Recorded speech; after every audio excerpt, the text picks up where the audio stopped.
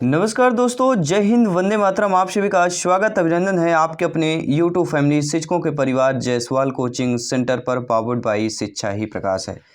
दोस्तों, ये golden video बहुत ही इंपॉर्टेंट है क्योंकि आप सभी जानते हैं 150 क्वेश्चंस में से देखा जाए तो 2-3 प्रश्न जो है RTX से ले लिए जाते हैं। प्रत्येक सब्जेक्ट की बात करें, कभी कभी 4 या 5 प्रश्न पूछ लिए जाते हैं। तो आज हम दोस्तों 45 से लेकर 50 पॉइंट्स के बारे में बात करेंगे जो एग्जाम में पूछे जाते हैं। जिन पॉइंट्स या जिन टॉपिक पर प्रश्न पूछे जाते हैं, जिस टाइप के प्रश्न पूछे जाते हैं, सारे टॉपिक की हम बात करेंगे। जी हाँ, आज टॉपिक आपका RT एक्ट 2009 शिक्षा का अधिकार अधिनियम की बात करेंगे। Right to education act policy की बात करेंगे, RTE 2009 by Jaiswal sir.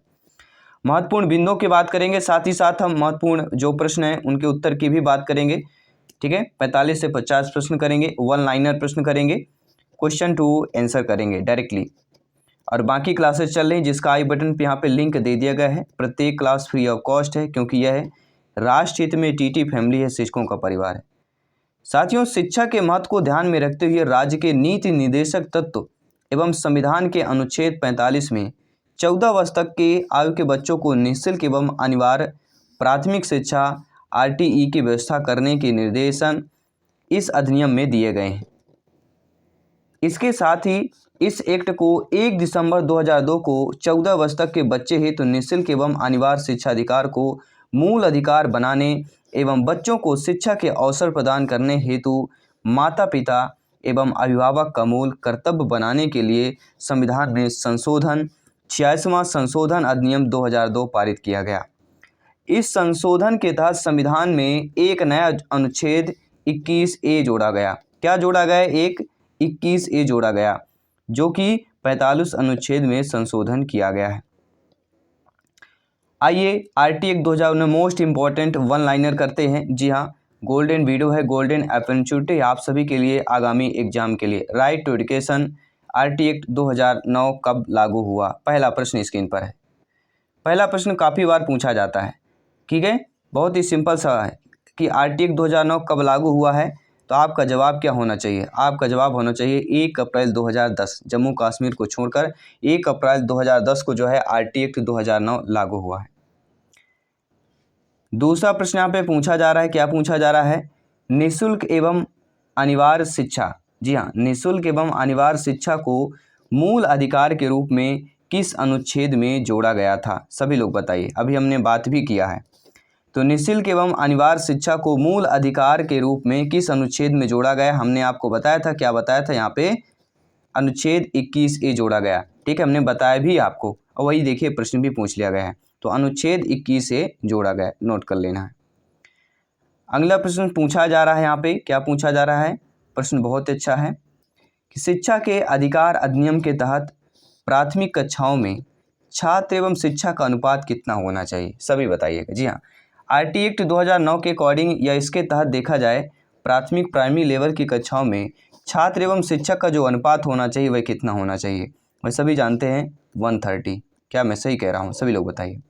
Primary level में जो अनुपात होना चाहिए वह 130 होना चाहिए।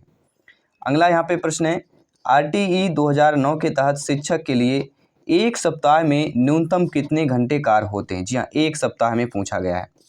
तो RT एक्ट 2009 के तहत जो है शिक्षक के लिए एक सप्ताह में न्यूनतम कम से कम कितने घंटे कार्य होते हैं? तो कम से कम मान लीजिए 45 घंटे। और एक सप्ताह में कितने दिन होते हैं? 7 दिन ही लगते हैं। ठीक है, सभी लोग बताइए। तो 7 पना 35 सछंग 42। ठीक है, तो RT एक्ट 2009 के तहत शिक्षक के लिए एक सप्ताह में न्यूनतम कितने घंटे कार्य करने होते हैं? तो 45 घंटे एक सप्ताह में कार्य करने होते हैं। अगला है RTE 2009 के तहत प्राथमिक स्तर पर न्यूनतम शैक्षणिक घंटे का कार्य दिवस क्या होता है? न्यूनतम पूरा यहाँ पे दे दिया गया, प्राथमिक स्तर पर न्यूनतम शैक्षणिक घंटे का कार्य दे दिया गया है।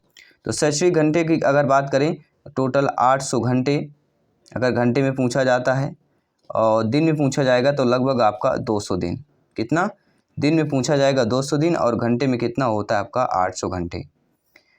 RTE 2009 के तहत प्राथमिक स्तर पर न्यूनतम शैक्षणिक, पूरा जो शैक्षणिक घंटे का कार्य पूछा गया तो 800 घंटे और 200 दिन की बात करेंगे।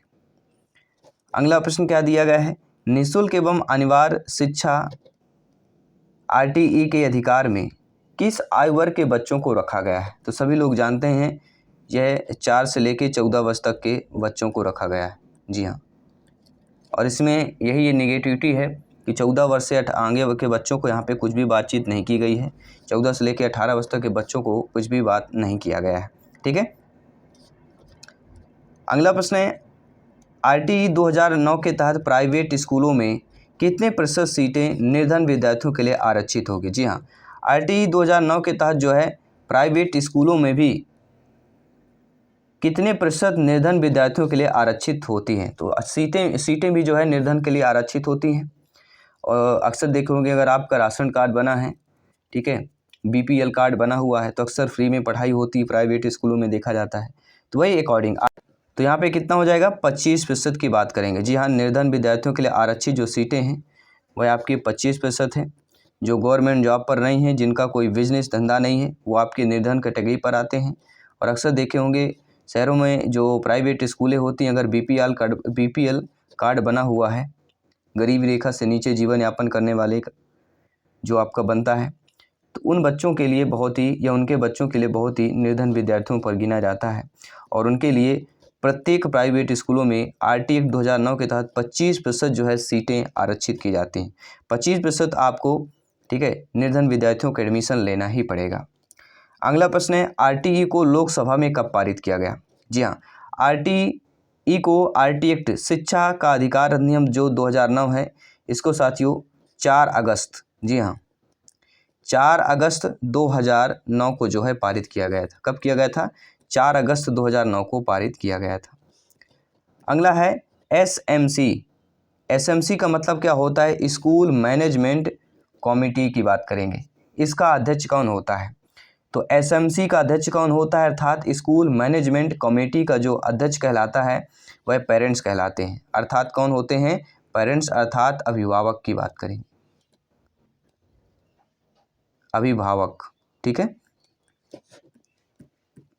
किसकी बात करेंगे, सभी लोग बताइए, अभिभावक की बात करेंगे, पेरेंट्स की बात करेंगे।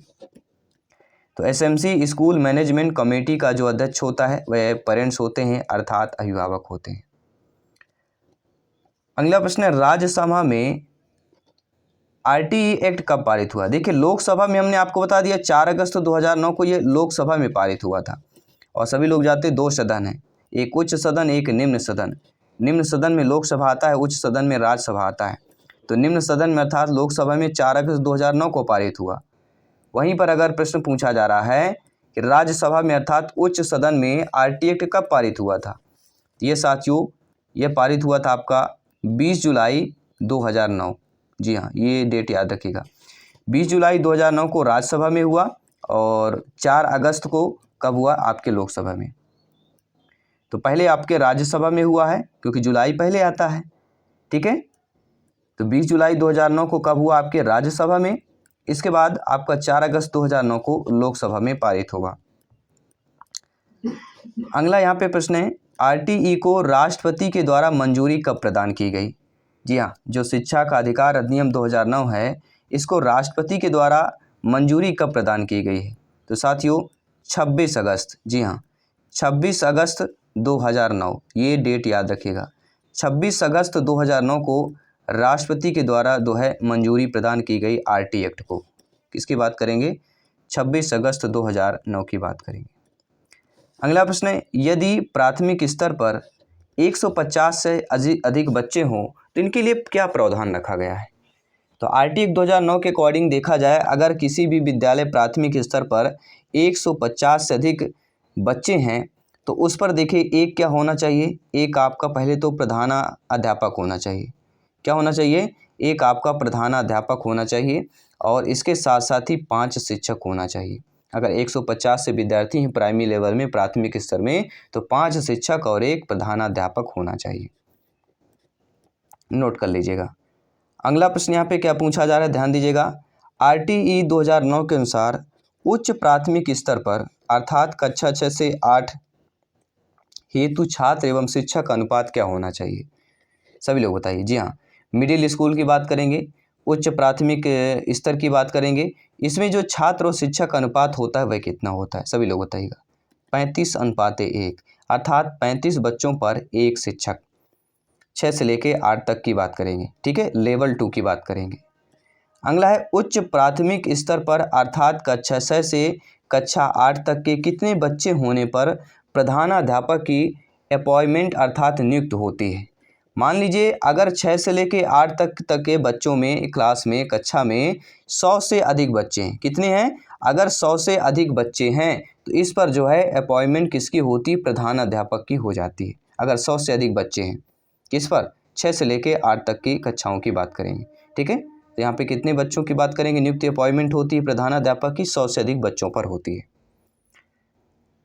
अगला ध्यान दीजिएगा क्या यहाँ पे दिया गया है। अगला यहाँ पे प्रश्न दिया गया है, आरटी 2009 के अनुसार कक्षा 1 से लेके कक्षा 8 तक यदि प्रवेश दिए गए सदस्यों की संख्या 200 से अधिक है तो विद्यार्थी एवं शिक्षा का अनुपात क्या होगा? जी हाँ, आर्टिक 2009 के अनुसार कक्षा 1 से लेके 8 तक, जी हाँ, प्राइमरी लेवल की नहीं बात कर रहे हैं, प्राइमरी और मिडिल दोनों की बात कर रहे हैं, कक्षा 1 से लेके 8 तक की बात करेंगे। अगर 200 से अधिक संख्या है बच्चों की, विद्यार्थियों की, बालक बालिकाओं की, तो इसका जो विद्यार्थी और शिक्षक अनुपात होता है वह होता है 40:1। ये ध्यान दीजिएगा। ये सारे अनुपात बहुत इंपॉर्टेंट है, कन्फ्यूजन क्रिएट करते हैं आपके, ठीक है। तो कक्षा 1 से लेकर 8 तक अगर 200 से अधिक संख्या है विद्यार्थियों की तो विद्यार्थी और शिक्षक अनुपात 40:1 होता है। अगला यहाँ पे प्रश्न दिया गया है, आरटीई के तहत उच्च प्राथमिक स्तर पर न्यूनतम शैक्षणिक घंटे एवं कार्य दिवस होंगे। तो आरटीई के तहत उच्च प्राथमिक स्तर की बात करेंगे तो न्यूनतम शैक्षणिक यानी कम से कम कितने घंटे कार्य होते हैं? तो देखिए वहाँ पे 800 घंटे कार्य थे प्राइमरी लेवल में कक्षा 1 से 5 तक में और 200 दिन था। ये क्या है? कक्षा 1 से लेकर 5 तक का है। जब आपका उच्च प्राथमिक स्तर की बात करें तो इसमें आपका 800 घंटे नहीं है, आपके इसमें 1000 घंटे हो जाते हैं और दिन आपके 20 बढ़ जाते हैं, 220 दिन हो जाते हैं उच्च प्राथमिक स्तर पर। न्यूनतम शैक्षणिक कार्य की बात करेंगे, ठीक है। अगला प्रश्न ध्यानपूर्वक समझिएगा, यदि प्राथमिक स्तर पर एक विद्यालय में कुल 240 बच्चे हैं तो इसके लिए कितने अध्यापक होंगे? हमने बताया था ना, अगर 200 से अधिक होंगे। यहाँ पे देखिए प्राथमिक स्तर दिया गया है, स्तर को भी समझना बहुत ही जरूरी है। तो प्राथमिक स्तर पर अगर कुल 240 बच्चे हैं तो यहाँ पर कितने अध्यापक होंगे? 6 अध्यापक की बात करेंगे, क्योंकि हमने बताया था ना 200 से अगर अधिक हैं तो फिर 5 शिक्षक और अध्यापक उसमें शामिल हो जाते हैं। तो टोटल यहाँ पे 6 अध्यापक की बात करेंगे। अगला प्रश्न दिया गया है, आरटीई 2009 के अनुसार प्राथमिक स्तर पर एक अध्यापक को प्रतिदिन कितने घंटे पढ़ाना है? जी हाँ, शिक्षा अधिकार अधिनियम के तहत देखा जाए प्राथमिक स्तर पर एक अध्यापक को प्रतिदिन कितने घंटे पढ़ाना है? तो प्रतिदिन 4 घंटे पढ़ाना है। कितने घंटे? 4 घंटे। नोट कर लीजिएगा। एक एक प्रश्न को डिटेल के साथ अच्छे तरीके से बता रहे हैं। सारे प्रश्न को, सारे पॉइंट्स को अपने माइंड पे स्टोर कर लेना है और ये मेमोरी तभी खोलना है जब एग्ज़ाम में बैठ जाना है। जब एग्ज़ाम हाल में बैठिएगा, ये सारा जो डाटा है जो मेमोरी में आपके सेव होगा, ये सारा काम आएगा, आपके 3 से लेके 5 नंबर दिलवाएगा। जी हाँ, अगला प्रश्न, आरटीई के तहत उच्च प्राथमिक स्तर पर एक अध्यापक को प्रतिदिन कितने घंटे पढ़ाना होगा? जी हाँ, एक यहाँ पे दिया गया है कि एक अध्यापक को प्रतिदिन कितने घंटे पढ़ाना होगा? तो 4 सही 1/2 अर्थात 4.5 घंटे। प्राथमिक स्तर पर जो है एक अध्यापक को कितने घंटे पढ़ाना होगा। अब यहाँ पे क्या दिया गया, प्राथमिक स्तर पर एक अध्यापक को प्रतिदिन कितने घंटे पढ़ाना होगा। अब यहाँ पे 4 घंटे दिया गया है, लेकिन ये भी ध्यान दीजिएगा वह क्या दिया गया था? प्राइमरी लेवल पे, ठीक है, प्राथमिक स्तर पर। और यहाँ पे क्या दिया गया है? उच्च प्राथमिक स्तर पर। तो उच्च प्राथमिक स्तर में क्या करना है? 30 मिनट और बढ़ा लेना है, ठीक है ना। तो प्राथमिक स्तर में 4 घंटे डेली होता है और उच्च प्राथमिक स्तर में 1 सही या 1/2 की बात करेंगे। ये 4 सही 1/2 घंटे की बात करेंगे, अर्थात 4 घंटे 30 मिनट के तहत की बात करेंगे। 4 घंटा प्राथमिक में और उच्च प्राथमिक में 4.5 घंटे। अगला प्रश्न देखिएगा, आरटीई 2009 की किस धारा में यह बताया गया है कि बच्चे को शारीरिक दंड देना और प्रताड़ित करना मना है? तो ये धारा नोट कर लीजिएगा, आरटी एक्ट 2009 में ये धारा में बताया गया, धारा 17 में बताया गया है। कौन सी धारा में, नोट कर लीजिएगा इस धारा को, धारा 17। धारा 17 में बताया गया है कि बच्चे को शारीरिक दंड देना और प्रताड़ित करना मना है। धारा किसकी बात करेंगे, धारा हम 70 की बात करेंगे। ठीक है, तो धारा 17 अपने माइंड पे स्टोर कर लेना है। अगला यहाँ पे दिया गया है कि आरटी का ऑफिशियल नेम क्या है। ऑफिशियल नेम मतलब पूरा नेम। तो आरटी का जो पूरा नेम है वह है दोस्तों निःशुल्क, आपका कौन सा नेम कहला जाएगा, निःशुल्क और अनिवार्य बाल शिक्षा का अधिकार अधिनियम 2009, अर्थात the right education of children to free and compulsory education act 2009, ये कहलाता है आपके आरटी का ऑफिशियल नेम की बात करेंगे। अगला प्रश्न है जो आप लोगों की स्क्रीन पर है, आरटीई एक्ट 2009 के अनुसार कितने वर्ष के अंदर प्रत्येक बसावट के पास सरकारी स्कूल होगी। जी हाँ, कोई भी बसावट या बस्ती है उसके कितने वर्ष तक, अगर वह बस्ती बस गई है कितने वर्ष के बाद वहाँ पे एक सरकारी स्कूल होगी। तो कोई भी बस्ती बस जाती, बसावट बस जाती है तो 3 वर्ष के उपरांत। जी हाँ, अगर कोई बस्ती नई बसी है 3 वर्ष के बाद जो है आरटी एक्ट 2009 के तहत वहाँ एक सरकारी स्कूल होगी। ठीक है, 3 वर्ष याद रखिएगा। अगला यहाँ पे प्रश्न दिया गया है, कक्षा 1 से लेके कक्षा 5 तक के लिए विद्यार्थियों के लिए विद्यालय की कितनी दूरी होनी चाहिए। तो कक्षा 1 से विद्यार्थियों, कक्षा 1 से 2 के लिए मतलब जो बच्चे होंगे 4 से लेके 10 साल के अंदर तक होंगे तो इनके लिए क्या होता है 1 किलोमीटर। जी हाँ, प्राथमिक या कक्षा 1 से लेके 5 तक के विद्यार्थियों के लिए विद्यालय की दूरी कितनी होती है, 1 किलोमीटर के अंदर होती है, नोट कर लीजिएगा। वहीं पर अगर देखा जाए कक्षा 6 से 8 हेतु विद्यालय की कितनी दूरी होनी चाहिए, तो कक्षा 1 से 5 तक में अगर 1 किलोमीटर होता है तो कक्षा 6 से 8 तक में आपका कितने किलोमीटर हो जाता है, 3 किलोमीटर हो जाता है। ठीक है, कक्षा 6 से 8 हेतु विद्यालय की कितनी दूरी होगी, तो 3 किलोमीटर के अंदर जो है विद्यालय की दूरी होगी। अगला यहाँ पे प्रश्न दिया गया, ध्यानपूर्वक समझिएगा और फीडबैक कीजिएगा। प्रश्न ये दिया गया है, एक 9 साल का बच्चा जो पहले कभी स्कूल नहीं गया हो, आरटीई के अनुसार किस कक्षा में प्रवेश दिया जाएगा। अब बच्चा कभी स्कूल नहीं गया, बच्चा 9 साल का हो गया है, तो आरटी एक्ट जो 2009 है, राइट टू एजुकेशन जो पॉलिसी है, एक्ट जो है 2009 है, राइट टू एजुकेशन एक्ट 2009 है, इसके अनुसार बच्चा को जो है कक्षा 4 में प्रवेश दिया जाएगा। 4 कक्षा में बच्चे को प्रवेश दिया जाएगा धारा 4 के अनुसार। 4 कक्षा में बच्चे को प्रवेश दिया जाएगा धारा 4 के अनुसार दिया जाएगा। अगला प्रश्न है, आरटीई एक्ट 2009 में कुल धाराएं, अध्याय एवं अनुसूचियां कितनी हैं। देखिए दोस्तों, अगर धाराएं की बात करें तो यहाँ पे टोटल आपकी 38 धाराएं हैं। अगर अध्याय की बात करते हैं तो टोटल 7 अध्याय हैं, और अगर अनुसूची की बात की जाती है तो यहाँ पे एक आपकी अनुसूची है। ठीक है, तो आरटी एक्ट 2009 में कुल धाराएं कितनी हैं, तो धाराएं आपकी 38 हैं, नोट कर लीजिएगा। 38 धाराएं हैं, 7 अध्याय हैं और एक आपकी अनुसूची है। ठीक है, नोट कर लीजिएगा। अगला प्रश्न दिया गया है कि किस अध्याय में सर्वाधिक धाराएं हैं, ये भी नोट कर लीजिएगा। तो अध्याय 4 में जो है आपकी सर्वाधिक धाराएं, किस अध्याय में सर्वाधिक आपकी धाराएं हैं, तो जो आपका अध्याय 4 है इसमें सर्वाधिक धाराएं हैं, जो कि लेके 12 से लेके 28 नंबर तक धाराएं हैं, यानी टोटल यहाँ पे 16 धाराएं आ जाती। कितनी धाराएं, टोटल 16 धाराएं हैं आपके अध्याय 4 की बात करेंगे। आरटीई एक्ट 2009 की किस धारा के अंतर्गत विद्यालय प्रबंधन समिति, स्कूल मैनेजमेंट कमेटी का प्रावधान है। जी हाँ, तो आरटी एक्ट 2009 में जो है धारा 21, कौन सी धारा दोस्तों, धारा 21 के अंतर्गत जो है विद्यालय प्रबंधन समिति का प्रावधान है, स्कूल मैनेजमेंट कमेटी का प्रावधान है, वह आपका धारा 21 की बात करेंगे।